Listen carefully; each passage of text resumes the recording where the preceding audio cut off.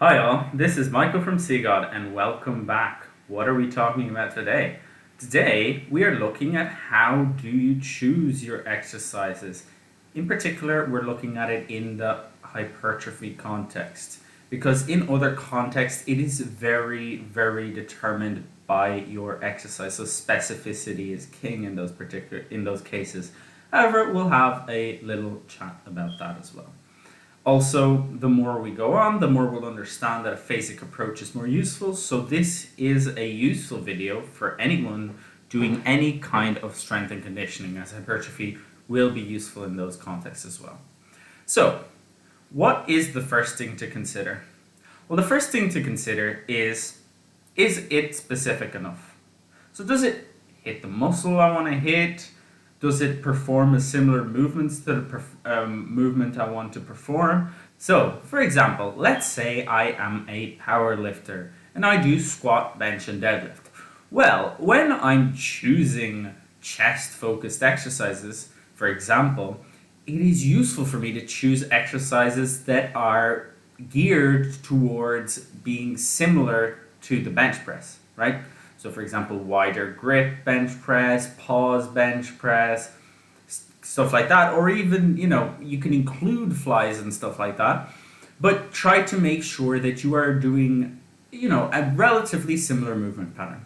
Well, at least that you're not doing something completely different. So, for example, if I am trying to do the bench press and I do something like, and I'm trying to learn something like a planche, yes, it is useful towards the bench press, but honestly, you could make much better choices to develop your chest in particular in this case. So, first point is it must be specific enough. So, as similar to your strength movements or your power movements as it can be, but with the emphasis on hypertrophy, and also it should be a bit different just so you get a slightly different stimulus and so that you don't get injured from overuse. Well, then you say, Michael, okay, now I get the idea. It should be something along the lines of the movements I'm trying to learn anyway. And if you're into bodybuilding, for example, where it's pure hypertrophy, well, then it doesn't matter. You're just trying to maximize the other factors. But that is to be taken into account if you are trying to do non-hypertrophy things. So then, what are the factors you look at specifically on a day-to-day basis to know that this exercise is better than another exercise, especially if I'm trying to be specific? There might be two exercises that are quite similar, but then one of them is just clearly much better. And, well, how do I know that? How do I know that? Well, so first of all, we look at the stimulus. How much does it stimulate the muscles I am trying to hypertrophy? How much of a pump does it create, right? Like, does it feel like my muscles are exploding, or am I just like, well, I kind of felt it a little bit. There was some blood definitely went there, and that's a range for sure. So that is one factor to consider when looking at the stimulus. Then you also want to look at the tension. So what is tension? This is one that can be a little hard to understand sometimes. But you can see it as kind of a stretch or pressure. So when you're really trying to contract really hard, then you can say it has a lot of tension. Or if, for example, if you're doing a camber bar bench press and you really feel the stretch in your chest, that can be considered a lot of tension. Then the third factor in the stimulus side of things is your disruption. So, like, how much do you feel it afterwards? Can you just, continue performing to the same level right after doing the set? Well, then it's probably not good. Like, let's say I do a set of bench press and then I can still do 50 push-ups, assuming 50 push-ups is my max. Then, did it really work? Like, did it really work my chest, or did it kind of just underwhelm? Like, you're supposed to be able to perform at a lower level afterwards, right? For a small period. Then also, the next day, did I really feel a load of pain? Did I just feel a load of delayed onset muscle soreness? Or did it feel absolutely fine? And one thing I would like to clarify is if it feels fine, that's not necessarily a bad thing. But it is something you want to consider. Because if you really feel it, well, then you probably did more than with an exercise that you really felt less. So to summarize the stimulus area, we look at, do I get huge pumps? Do I feel a load of tension or stretch? And then, is the disruption major? So how big of a disruption did I get? Can I still do my maximal push-ups after doing a set of bench press? Or do I really get a lot weaker? And then do I feel it the next day, right? So those are the three key areas when looking at them. So that's one major area. And you could stop there, honestly, because that is a really good way to know, okay, I really, really feel this exercise. It's definitely working the muscle I'm trying to work. Then we have a second category. It is fatigue. Why do we look at this section? We look at this section because we want to consider two main things. One, can we come back? So if we get really, really overly tired and we can't come back for 2 weeks, maybe it's better to do a slightly lower stimulus exercise, but one that we can consistently come back to. And, the other thing is, do I get hurt? Do I just do squats and always just my knees feel in terrible pain? Well, then probably not the best exercise for you, because getting injured is the best way to not hypertrophy, right? To even atrophy. So what are the different areas you look at here? You look at joints, joint pain. Does it cause you any joint pain? If it feels like you're getting stabbed with a knife through the joint, then, probably shouldn't be doing that exercise. However, if it feels perfectly smooth, like it's just been oiled, then you like that. You like that a lot. A second part of it is the central nervous system. How much does it affect the central nervous system? Well, you want to look at the rate of perceived exertion, basically, right? Do I feel exhausted, like absolutely obliterated in more than just my muscle, just my entire body feels tired? Well, then that means that's a very tiring exercise. And I not may be able to continue the workout or come back for the next 2 days because of how tired I am.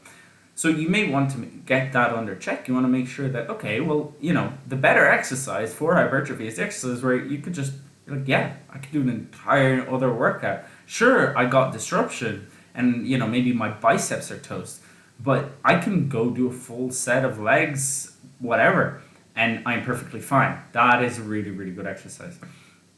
Then, how many muscles does it use, right?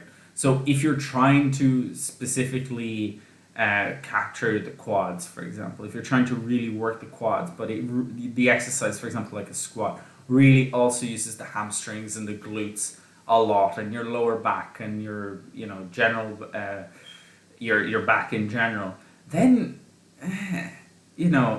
is there an exercise that works the quads just the same but doesn't tire you out so much? So for example, a hack squat or a leg press might be an example of one that is better for hypertrophy actually than a squat.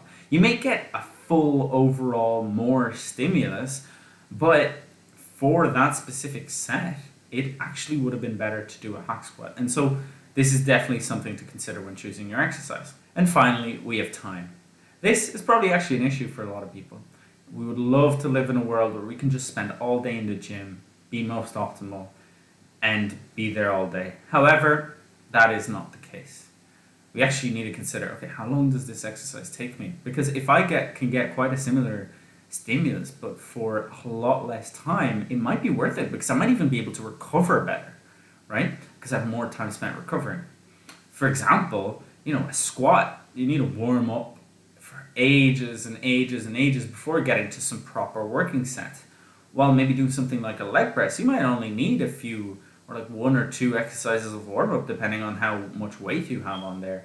And it just takes a lot less time. But a more extreme example could be something like a bench press versus something like flies. You spend a lot of time warming up for a bench press. Meanwhile, flies, you can do almost immediately. Then we also have the amount of used muscles. So if you want to be more efficient, doing an exercise that it uses a lot more muscles, it's just more efficient because you're hypertrophying multiple muscles rather than just the one, right? This is in complete counteraction to fatigue, because in fatigue we actually looked at unused muscles as in, I want to use the minimum amount of muscles possible. Meanwhile, in time, it's, I want to use the maximal amount of muscles possible. So there is a balance there to be maintained to see what is optimal for you, but it is an important factor to consider.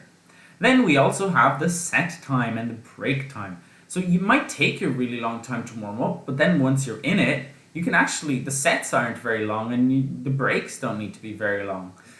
So that can be considered a cumulative set time in a sense, which is the set plus the break. And, if that's quite short, then it'll just take you a lot less time, even if the warm-up is exactly the same.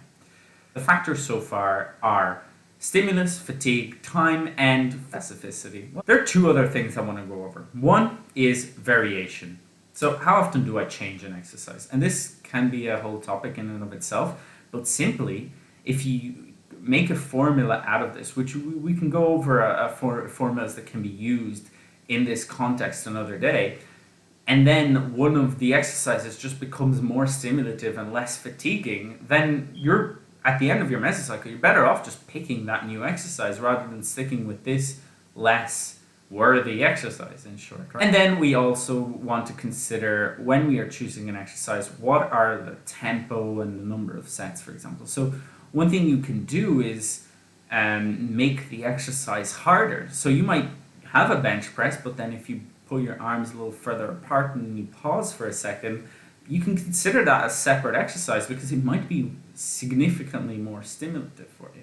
Anyway, that's it. That's a general rundown of what you look at when trying to choose an exercise. You want to make sure that it is as stimulative as possible, generates the least amount of fatigue, and takes the least amount of time possible. However, you may only consider some factors over others depending on your situation. For optimality, in a lot of cases in hypertrophy, you use stimulus and fatigue. As you may have heard of it a lot, the stimulus to fatigue ratio. So you see how much stimulus do I get to how much fatigue do I get. However, stimulus to time may be useful. You may want to consider all three factors, or you may just want to consider stimulus because you have all of the time in the world. You heal extremely quickly and you're not afraid of generating a certain amount of fatigue. And there you go. Anyways, subscribe to become the most performant you. We'll look over some of these factors more next time, and I will see you around. Bye-bye.